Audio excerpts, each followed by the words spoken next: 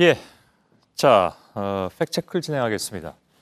진경준 검사장 사건으로 결국 법무부 장관이 국민께 머리를 숙였습니다. 그러면서 범죄 수익 환수를 약속했고 오늘 동결 조치에 들어갔습니다. 근데 지난 넉 달간 침묵하던 법무부의 입장이 참 군색하게 된 그런 상황이죠. 과연 그리고 이 재산 몰수를 다 할 수 있겠느냐 이런 의문이 지금 드는 그런 모양이기도 합니다. 팩트체크에서 짚어보도록 하겠습니다. 오대영 기자가 나와 있습니다.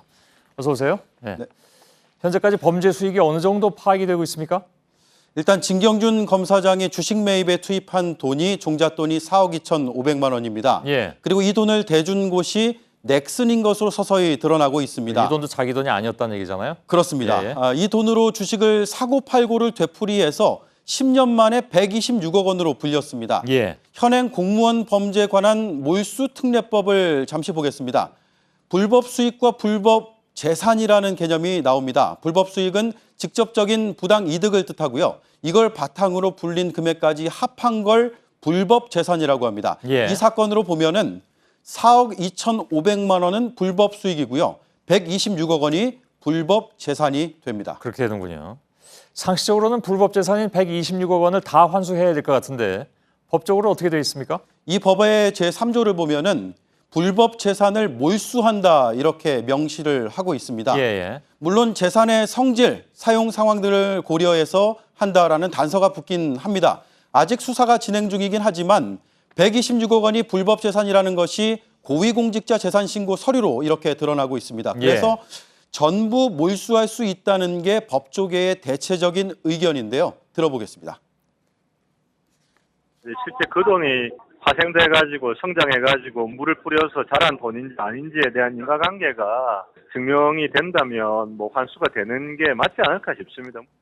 예, 잘 들었는데 사실 이 돈뿐만이 아닙니다. 보면 그 추가로 나온 의혹이 있잖아요. 그러니까 한진그룹이 처남의 회사에 일감을 몰아줬다 이런 얘기인데 여기서 취득한 돈도 꽤 많습니다.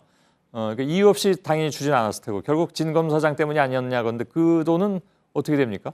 그 금액이요. 일감으로 134억 원을 받은 것으로 드러나고 있는데요. 예. 이 돈이 뇌물이다, 아니다, 좀 더 다툼의 소지가 있다 이런 의견들이 분분합니다. 예. 일단 거래가가 명확하기 때문에 그 금액대로 추징을 하면 된다라는 의견과 이 거래에 진 검사장이 개입했는지 객관적인 증거가 더 필요하다는 주장이 나오고 있는데요. 정리하면은 천안 명의로 돼 있는 134억 원대의 수익과 진 검사장의 인과관계가 드러난다면 그러면 126억 원과 더불어서 최대 260억 원의 재산을 몰수 또는 추징을 할 수 있다는 얘기가 됩니다. 예. 자, 그러면 이 시간에 결국 키를 준 것은 검찰입니다.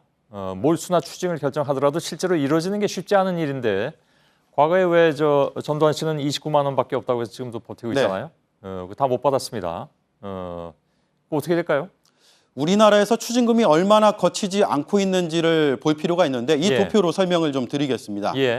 2014년 8월 기준으로 걷어들여야 하는 추징금이 25조 5천억 원입니다. 이 가운데 전체? 네, 이 가운데 0.2%밖에는 들어오지가 않았습니다. 이건 너무 심한데요. 네, 99% 이상을 걷지 못하고 있는 건데 앞서 말씀하신 전직 대통령도 2014년까지 1,400억 원 가량의 추징금을 내지 않고 버텼습니다. 그러다가 검찰의 수사를 받고 일부를 더 내긴 했습니다. 그럼에도 1,069억 원을 여전히 안 내고 있습니다. 그러니까 수사에서 기소까지 또 기소에서 확정 판결까지 수개월에서 길게는 몇 년이 걸린다는 게 함정인데요. 그 사이에 재산을 숨길 수 있는 시간을 벌어주는 셈이 된다는 거죠. 진 검사장 사건에서도 이런 일이 일어날 수도 있습니다. 그래서 기소하기 전에라도 몰수할 수 있는 최소한의 사전 작업들 미리 해야 한다는 요구가 그동안 빗발쳤습니다. 그러니까 오늘 오후에 왜 검찰이 법원에 추징 보전을 청구하지 않았습니까? 그러니까 금액을 140억 원으로 책정을 했던데요. 네.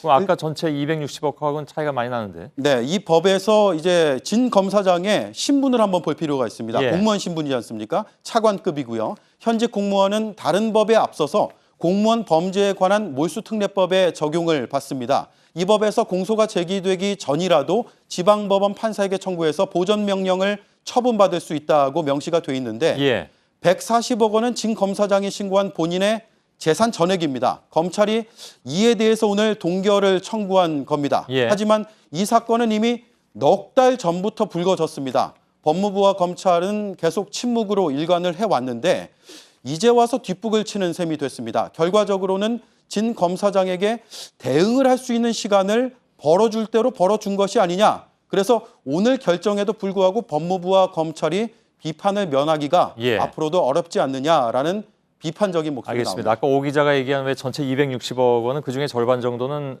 법적 다툼을 해야 되는 상황일 수도 있습니다. 즉 다시 말해서 진 검사장이 개입을 했느냐 안 했느냐로.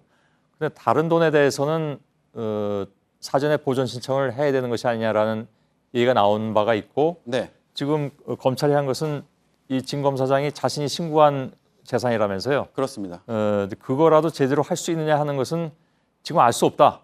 이미 넉 달이나 지나버렸기 때문에 그 얘기잖아요, 그죠? 그리고 140억 원은 몰수할 수 있는 최대 금액이고요. 예. 현재까지 가지고 있는 재산 총액이기 때문인데 예. 그 이상으로 더 금액이 늘어난다면 추징을 할 수는 있지만 그 역시 말씀하신 대로 다툼 소지가 있습니다. 예, 알겠습니다.